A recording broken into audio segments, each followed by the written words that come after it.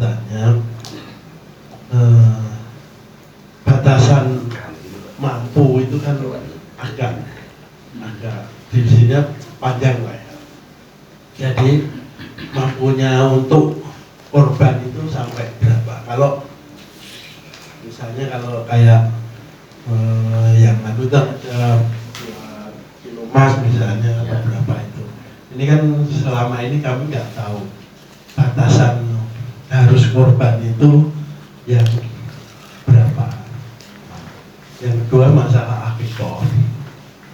Ya maaf saja karena waktu saya kecil sampai dewasa orang tua juga mungkin nggak paham karena ilmunya juga belum sampai, juga kemampuannya juga mungkin yang kurang.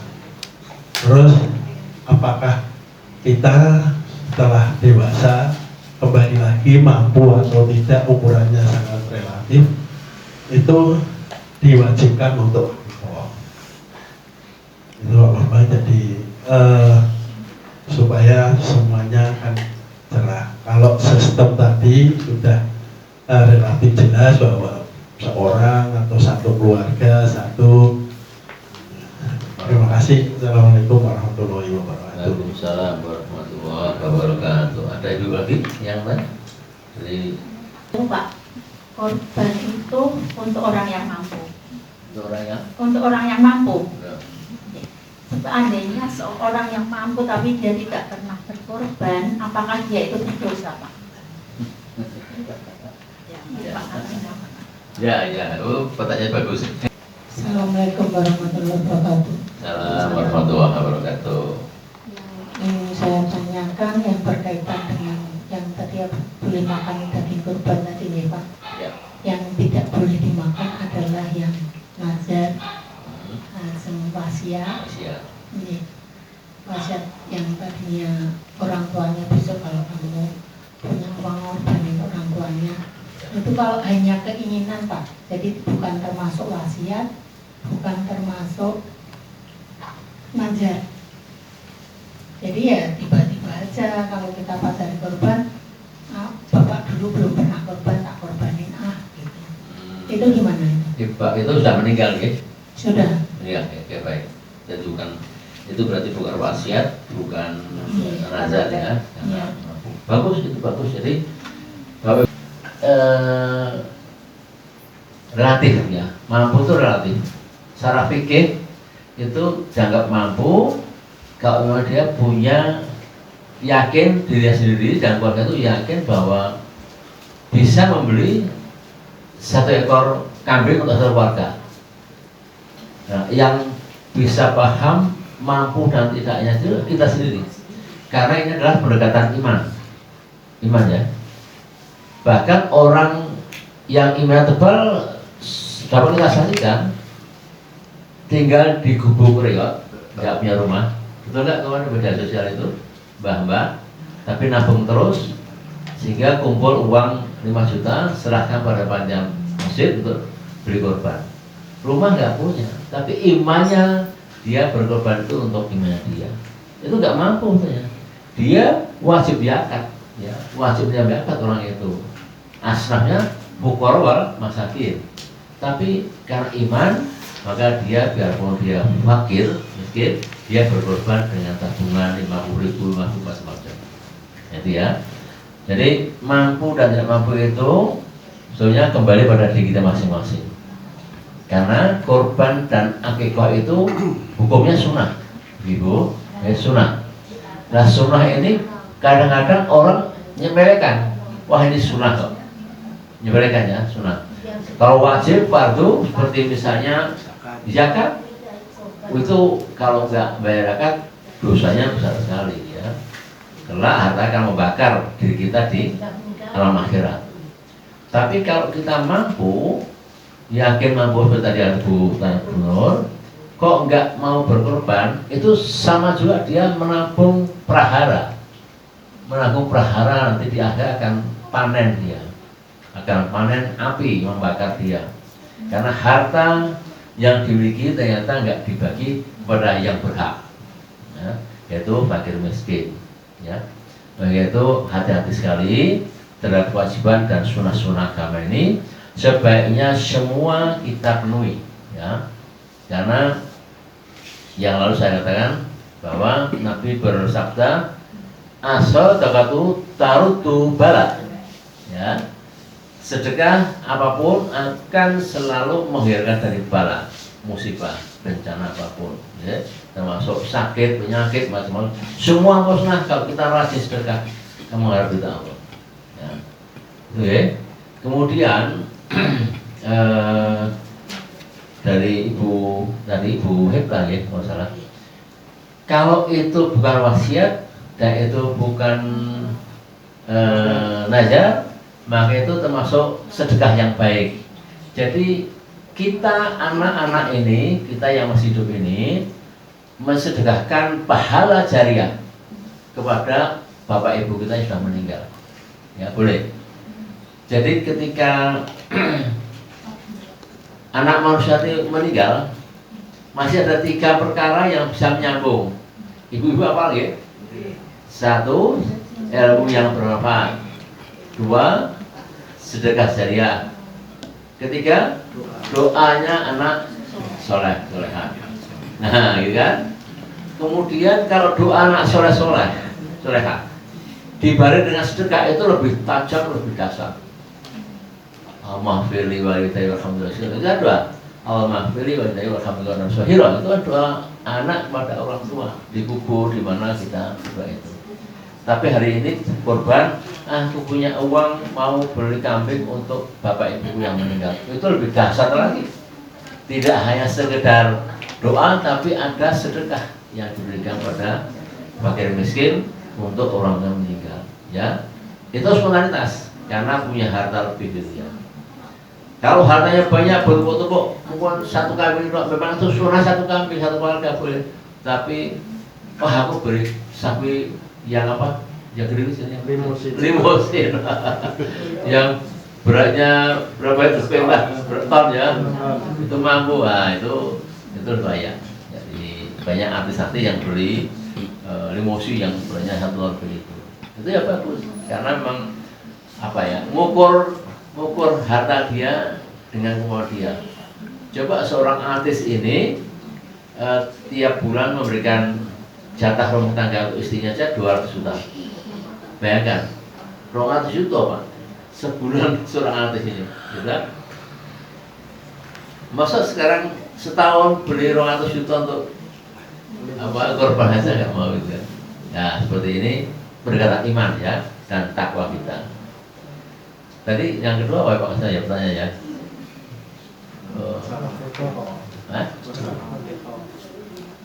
Kalau kita waktu kita berdua. Nah, berarti ya. Jadi kalau seperti saya ini udah umur 67 lebih ya, kok ternyata diingatkan keluarga bahwa dulu orang tua tuh belum diapain. Saya beli hak untuk saya sendiri. Selama saya masih hidup, itu bisa untuk engkau sendiri-sendiri. Hakikoh pada diri sendiri itu bisa, ya, itu. Ya, jadi jangan dipaksakan karena yang namanya pergi haji itu wajib bagi yang mampu. Hakikoh kurban itu wajib bagi yang mampu.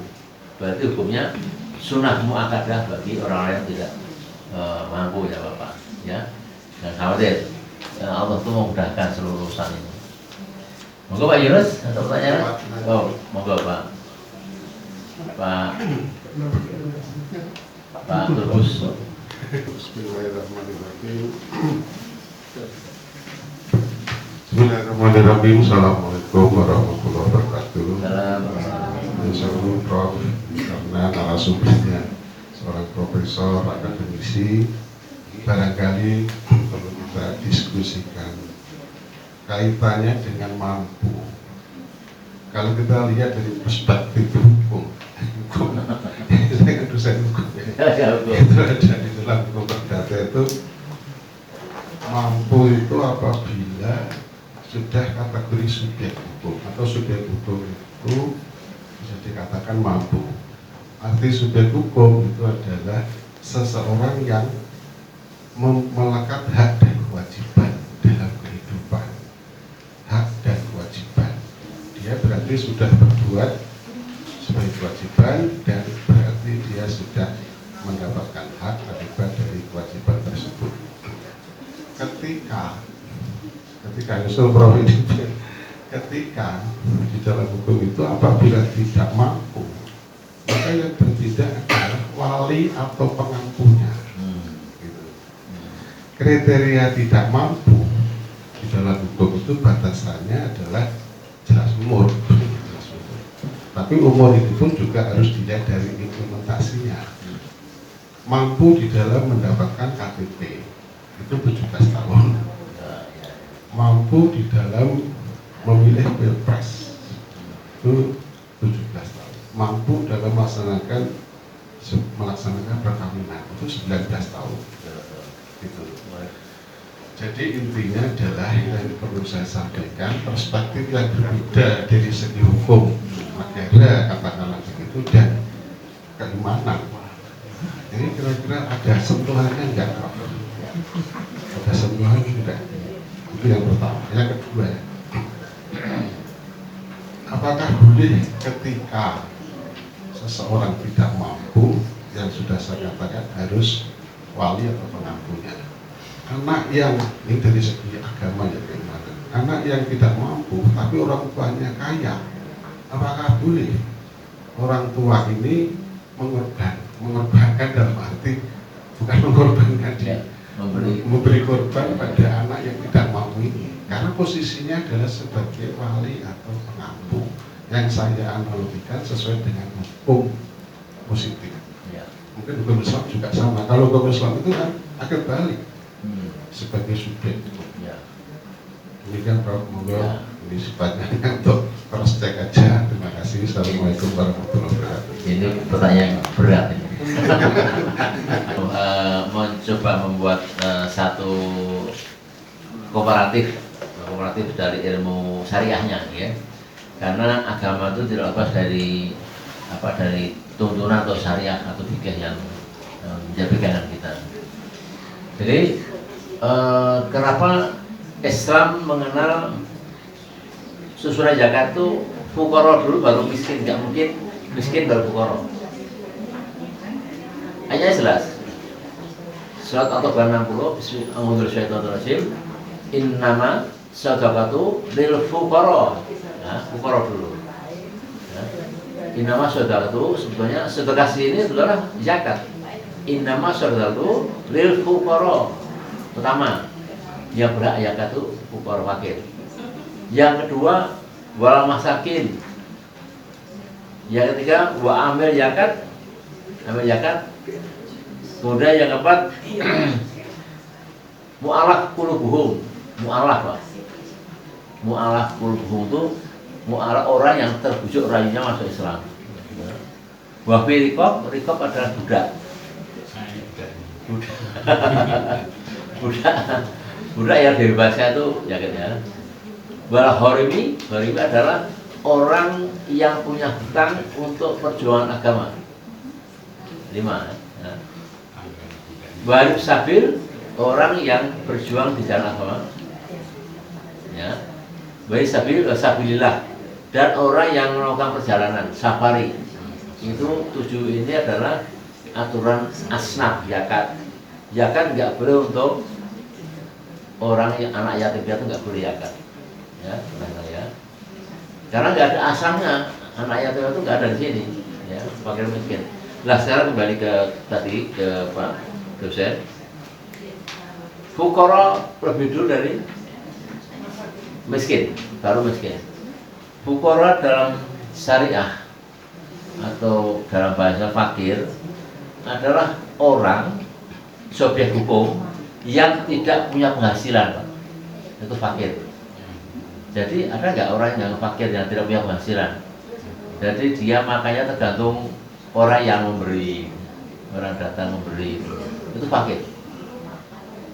Sedangkan dari sisi subjek hukum Islam, kalau itu miskin adalah orang yang bekerja tapi kurang, menutup kurang. untuk menutup biaya hidup itu kurang. Ada sekitar kita banyak sekali, ya. Tiap pagi kita lihat orang penyapu jalan atau orang-orang yang yang mencari rongsok itu kan semua termasuk fakir miskin itu. Ya. Dia punya pekerjaan seperti itu, non formal. Mungkin hari itu dia dapat menjual rongsok itu mungkin cuma dapat 30.000 untuk makan sehari, nggak cukup ya, itu termasuk miskin. Tapi kalau nggak ada penghasilan sama sekali, maka dia termasuk fakir, nggak punya penghasilan, fakir. Nah, subjek hukum ini dikatakan dengan sedekah tadi itu adalah seperti korban akikah itu yang wajib, Pak, yang wajib diberikan. Yang harus diberikan daripada orang-orang yang mampu. Ya. Tapi bolehkah zakat itu untuk orang yang kaya raya? Pertanyaan ini, boleh nggak kira-kira? Zakat diberikan kepada orang yang kaya raya, boleh nggak? Boleh. Alasannya apa? Mualaf. Ada pemurat, Pak, mualaf ya. Bukan uang tapi sajadah, sarung, Quran. Kaya tapi mualaf. Di sini Ya kan dua alasan ya. Jadi itu kira-kira ya. Mungkin dari subjek hukum positif dan hukum pikiran mungkin agak lain di sini. jadi boleh ya Pak ya, kandungnya wali atau pengampu itu mengorbankan Boleh. anak boleh. Ya, jadi justru sebelum pada orang lain, Bapak biar tadi itu pada anaknya dulu yang itu banyak kewajiban. Tapi istilah itu bukan zakat, Pak, sedekah. Sedekah untuk anaknya ya. Sedekah. Karena itu termasuk kewajiban. Ya, kewajiban orang tua untuk menghidupi anak kandungnya. Itu termasuk sedekah. Enggak ada yang lain? Silakan. Sedikit tambah. Ya. Kami sekeluarga ada berenam. Terus ibu bapak sudah meninggal. Ya. Terus berenam ini rembukan kita mau akikoh bapak urunan, itu hukumnya gimana Pak? Akikoh. Sekarang yakin nggak bahwa orang tua yang sudah meninggal itu belum akikoh dulu? Yakin. Boleh, ya. Boleh. Jadi boleh. Jadi korban boleh. Kembali pada hukum asalnya bahwa akikoh dan korban itu adalah sunnah, ya. Jadi karena sunnah, boleh kita mendoakan orang tua, hanya doa lisan saja sampai, apalagi dengan ya Allah, orang tuaku dulu tuh betul-betul nggak punya apa-apa, ya. Sehingga belum akikoh, belum korban, maka kami anak-anak ini bersedekah untuk orang tua. Doanya sampai itu. Doanya sampai, pahala korban, pahala akikah sampai. Ya, itu Hanafi ya, Hanafiah. Tapi untuk Maliki kita itu enggak masuk gitu ya. Kita punya 4 mazhab Pak Turbus. Jadi di antara satu bisa ya kita begitu. Itu termasuk yang menjadi istihad para ulama. Nah, Ibu-ibu masih ada lagi pertanyaan? Ya. Batasnya orang fakir itu bagaimana, Pak? Ya. Jadi dalam agama sedekah itu fuqara wal masakin. Fakir dulu baru miskin. Orang fakir, orang miskin. Zakat atau sedekah atau infak sebisa mungkin diberikan pada orang fakir dulu. Kalau yang fakir sudah habis, orang miskin tuh. Yang kedua, ya. Orang fakirnya biar dulu. Fakir batasan dalam hukum Islam adalah orang yang tidak punya penghasilan. Itu fakir. Ya. Batasannya itu hukum Islam. Sekali nggak punya penghasilan. Iya, kan Orang ada. cacat, orang yang Ya, misalnya jompo, kemudian nggak bisa jalan, ya. Kemudian ya pokoknya nggak bisa lah, udah usur gitu ya. Nah itu namanya fakir, nggak bisa apa-apa. Orang tua sudah ada, keluarga sudah nggak ada. Kalau orang miskin, dia sudah bekerja, tapi tidak mampu mencukupi kebutuhan sehari-hari. Misalnya kebutuhan sehari itu 50.000, penghasilannya sehari hanya 20.000, berarti dia miskin. itu tingkat yang kedua. Nah ini sudah ada. Kita sudah dulu ada atau sudah selesai ya? Kalau saya kurang, karena ada netizen yang protes. Ceramah kok ada berhenti gitu. Iya mas. Dijabri dia apa? Di komen. Cukup? Cukup ya? Pertanyaan-pertanyaan sudah?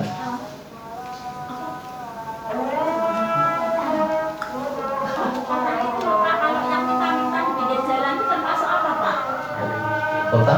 Orang minta-minta Oh. pinggir jalan. Itu ya, jadi Islam itu sebetulnya mengharamkan orang minta-minta, itu Islam mengharamkannya. Selain menghilangkan harkat martabat orang dan agama Islam, ya. Jadi pengemis jalanan macam-macam sebetulnya itu sesuatu yang diharapkan oleh agama Islam, ya. Jadi itu termasuk fakir miskin atau tidak? Ternyata yang dioperasi di Jakarta itu banyak yang punya kekayaan macam-macam. Bertahun-tahun dia minta-minta, ternyata banyak kuli-kulinya. Ya, jadi mensalahgunakan kegiatan-kegiatan minta-minta itu untuk yang tidak positif, ya. Itu saja diharapkan. Dalam hukum Islam nggak boleh minta-minta. Kita nggak boleh ngasih ya. Ya. Ngasih buat Ini dilematis ya. Kalau kita lihat yang minta-minta itu orang yang betul-betul visinya cacat, orang buta, orang itu kita juga butuh mengasihi ya, Tapi sehat bisa narik juga ya, bisa ngerak mobil itu masa ya, itu orang malas. Dan Islam itu tidak suka dengan orang-orang yang malas seperti itu.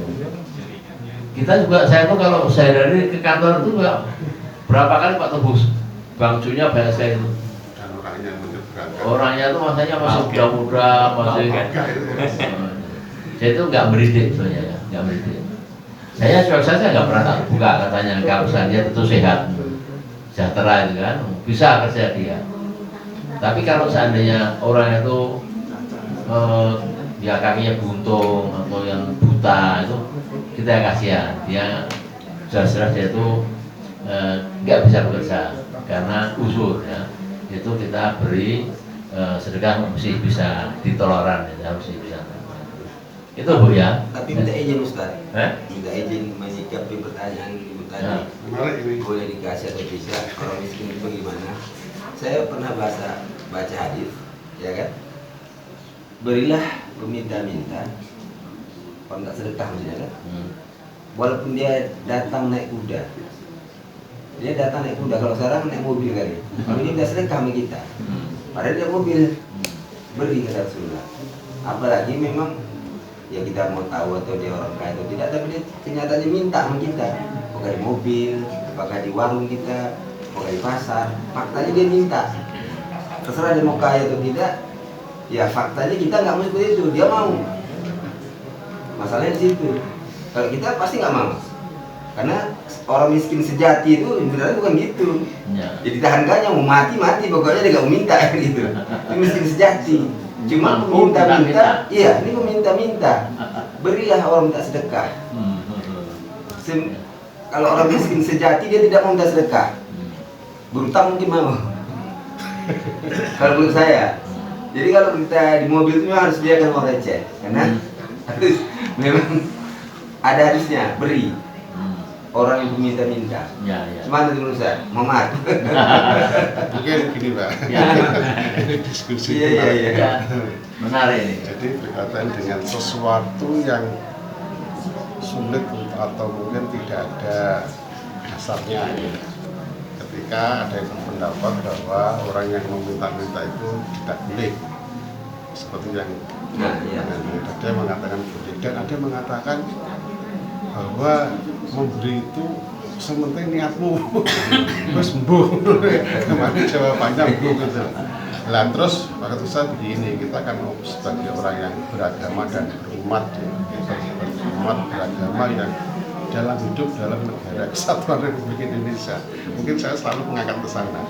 Apakah seperti misalnya MUI itu tidak memberikan semacam fatwa-fatwa ya, sehingga ada pedoman bagi kita sebagai masyarakat umum untuk mensikapi adanya yang ketidakjelasan itu. MUI gitu loh Pak. MUI tempatnya orang-orang Ya. orang pakar-pakar dalam fikih mungkin, dalam fikih dan dalam syariah. Jadi Mungkin kalau kita bicara ini- MUI, Iya.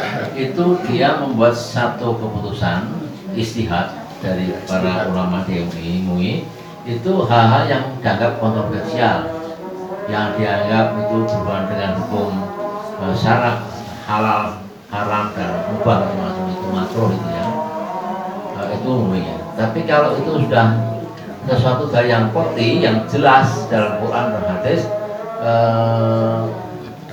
MUI tidak perlu, tidak ada yang di, misalnya pemilihan tadi itu dalil yang rajih, saya belum pernah baca dalil mas, kamu pernah baca hadis itu tidak? Saya belum baca makanya itu. buat teringat itu kan pernah baca. Ya mungkin ini Ustaz ya, mungkin ya kondisi kita, karena kita juga tahu semua di zaman kejayaan Islam karena Rasid ya, itu orang Muslim mau sedekah bingung mau ngasih sama siapa, saking sejahteranya. Ya. Kenapa? Pertanyaan kita, kok bisa? Karena memang tegaknya hukum Allah, Ya. syariat berlaku. Nah negara kita yang ya udah seperti inilah, kita nikmati aja. Ya wajar saja terjadi yang enggak seperti ini ya kan. Jadi gimana? Jadi bagi kita menyikapinya udah jadi larang amal aja. Iya ya. Nah gitu. Jadi saya jadi paham sekarang dengan tarikh Islam. Jadi di zaman Rasulullah SAW hidup bapak orang saudagar kaya. Di antaranya adalah Abdurrahman bin Auf. Ya. Dia tuh berdoa dan mohon pada Rasul juga, gimana caranya saya menghilangkan harta saya ya Nabi itu. Itu Abdurrahman bin Auf sahabatnya. Dia berikan pada semua di bank Islam semua, suruh ambil tanpa bunga, tanpa macam-macam. Tapi semakin banyak Abdul bin Auf itu naruh di rumah-rumah Allah, semakin kaya dia. Bingung dia, kok makin kaya itu, ya? Sehingga muncullah tadi itu yang miskin nggak ada. Orang miskin apa? Contohnya misalnya kita ke negara Brunei atau yang barbaran tertentu, Qatar tuh gak ada orang miskin Pak, gak ada orang minta-minta. Maka zakatnya orang di Qatar dikirim ke Afghanistan, Pakistan dikirim ke orang lain. Itu Pak. Jadi gak ada orang miskin, orang kaya semuanya. Ya. Jangan minta orang kaya. Tapi nah itu kadang ada orang kaya, dia mampu kok minta-minta. Pak kita pakai mobil itu, Pak Kacono naik apa minta-minta. Coba aja kalau mau itu ya. Hah? Ini kan nggak pas ya. Pas. Jadi kembali ke. Tapi kan malu Pak, kalau naik mobil kan minta masih malu. Ya. Bang, mohon maaf ya. Oke, barangkali minggu depan kita lanjutkan ya Ibu ya. Menarik itu, ilmu dikasih makin makin meriah gitu ya. Ibu mungkin bisa usul ke Pak Haji Karjono, mungkin tiap Senin tuh mau kasih apa, bisa usul ke Pak Takmir Pak Haji Karjono ini, biar seperti hari ini kan usulan dari siapa kemarin ya yang datang itu Pak Rison Pak ya, mau menjelang Idul Kurban membahas daging kurban dan daging ekor, tapi marah kayak Pak Rison sekarang.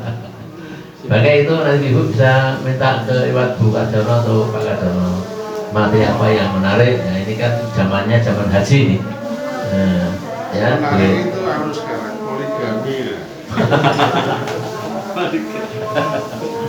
Ya, boleh Kan lanjut. kawin beda agama. Nah ya ini orang hukum. Sumbernya Pak terus ya nanti ya. Ya sumber hukum positif. Ya monggo Pak Ustadz nanti ditutup. Jamaah sholat maghrib yang dirahmati Allah dan kita sama mencari ridhonya Allah. Alhamdulillah kita masih diberi kekuatan iman dan Islam dapat duduk suatu majelis ilmu tausiah buka bersama. Tulisan apa yang kita dengar kita kesankan di dalam hati dan niat kita untuk amalkan dan kita sampaikan kepada saudara yang lain. Dan untuk sempurnai majelis ini tidak menjadikan majelis yang sia-sia, marilah majelis ini kita tutup dengan doa kifarah majelis. Subhanakallahumma wa bihamdika asyhadu an la ilaha illa anta astaghfiruka wa atubu ilaik. Assalamualaikum warahmatullahi wabarakatuh.